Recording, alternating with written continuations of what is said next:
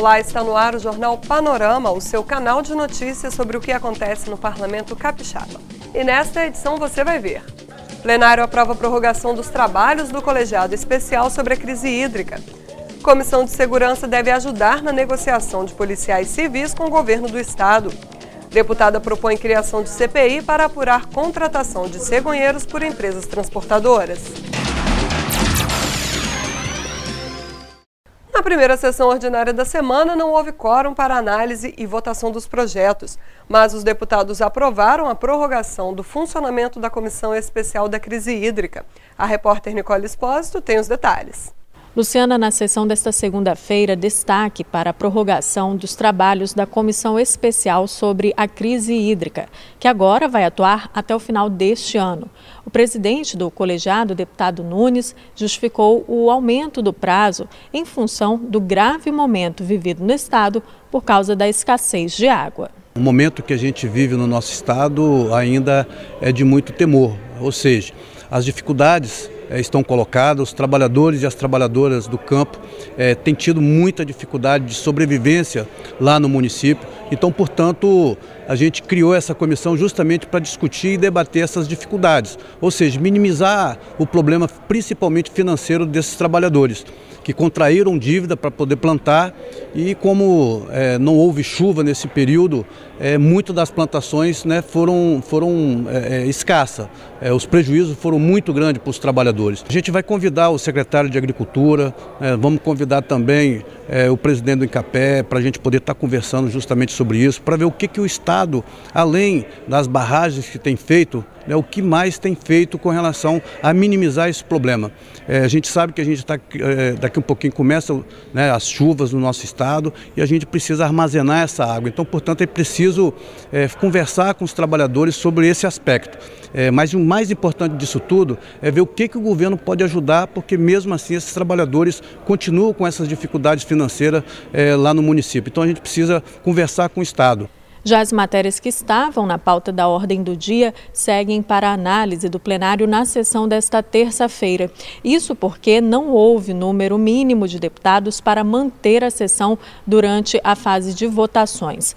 Lembrando que na pauta estão 7 vetos do governo a projetos de autoria parlamentar e as demais matérias da pauta só poderão ser analisadas após a votação dos vetos. Voltamos ao estúdio.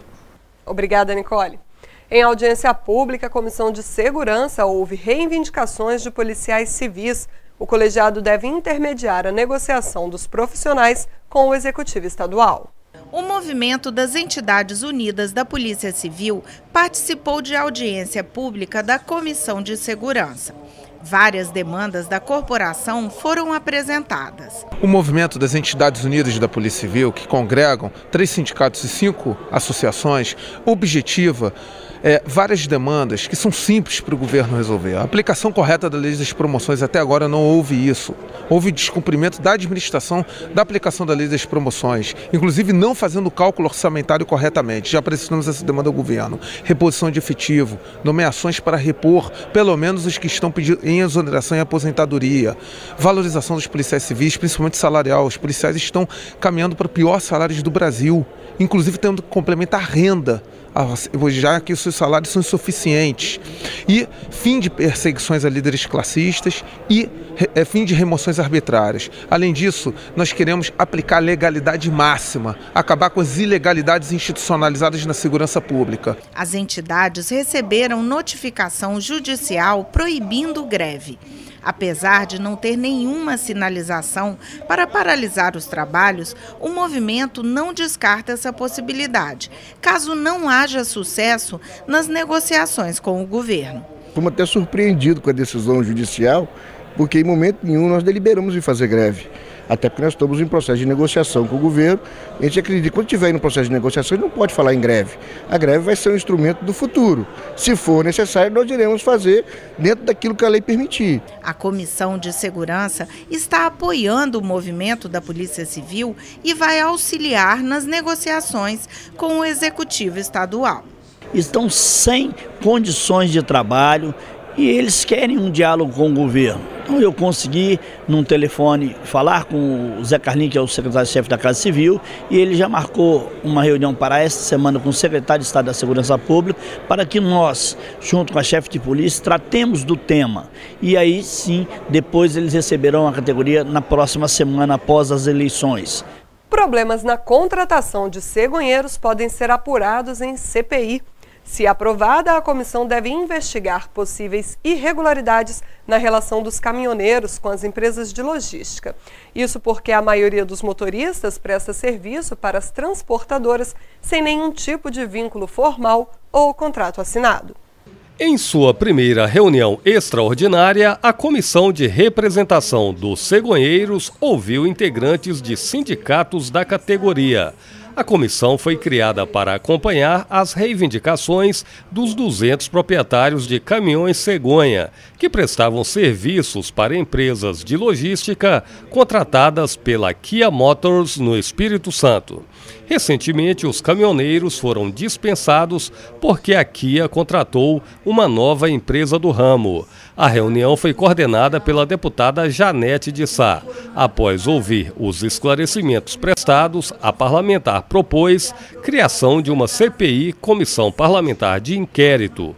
O objetivo é investigar as empresas de logística de veículos que contratam mão de obra no Estado. Nós identificamos que, na verdade, esses pequenos empresários eles foram obrigados a abrir o seu CNPJ e, ao invés de estarem trabalhando como autônomos, trabalham como donos de um negócio que não é tocado por eles. Eles são agregados a grandes empresas de logística, não apenas do Estado, mas do país, que estão sediadas no Estado e são explorados, infelizmente, por dessas empresas. Por quê? O que acontece? Quando tem um problema da concessionária ou da empresa que é a importadora de veículos, ela resolve mudar o contrato, estes profissionais que, na verdade, estão investidos de empresas por orientação das grandes empresas de transporte logístico de veículos do Espírito Santo, no Espírito Santo, eles acabam ficando com a mão na frente e atrás, porque a empresa é rescindido o contrato ou termina o contrato, a outra empresa que é contratada, ela pode ou não estar agregando ou contratando esses profissionais, trazendo um prejuízo enorme para eles.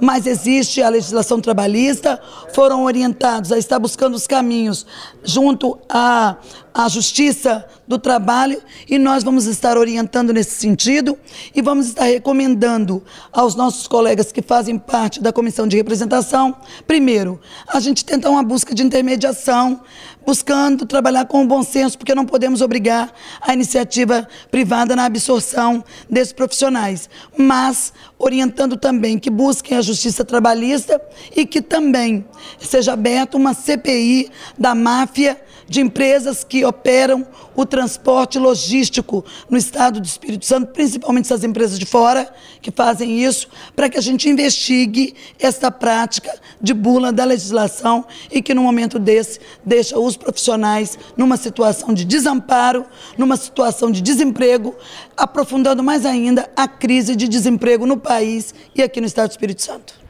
O presidente do Sindicato dos Cegonheiros do Estado se mostrou favorável à abertura de uma CPI. Vejo com bons olhos essa CPI para investigar, porque quem tiver errado vai pagar seus erros, né? Então concordam, todos os sindicatos pediram também que abra essa CPI para nós ver onde é que está o erro. A reforma da educação, recentemente proposta pelo governo federal, provocou críticas no Legislativo capixaba. Quem falou sobre o assunto foi o deputado Sérgio Majeski. Na semana passada, o presidente enviou ao Congresso Nacional uma medida provisória que ali, entre outras coisas, flexibiliza o currículo, dá ao aluno do ensino médio algumas matérias que se tornariam optativas e coisas desse tipo. Ora, não se faz reforma por medida provisória, começa por aí. Segundo, isso não é uma reforma. A meu ver, isso é um remendo dos problemas e mais, é quase que uma tapeação, um engodo em relação àquilo que realmente são os graves problemas do ensino médio. Porque essa pressa do governo em aprovar essa medida provisória está vinculada ao resultado do IDEB, que mostra que o ensino médio no país continua uma tragédia. Ora, então, segundo o governo, isso ia reduzir a reprovação, o índice de desistência dos alunos, e não é isso.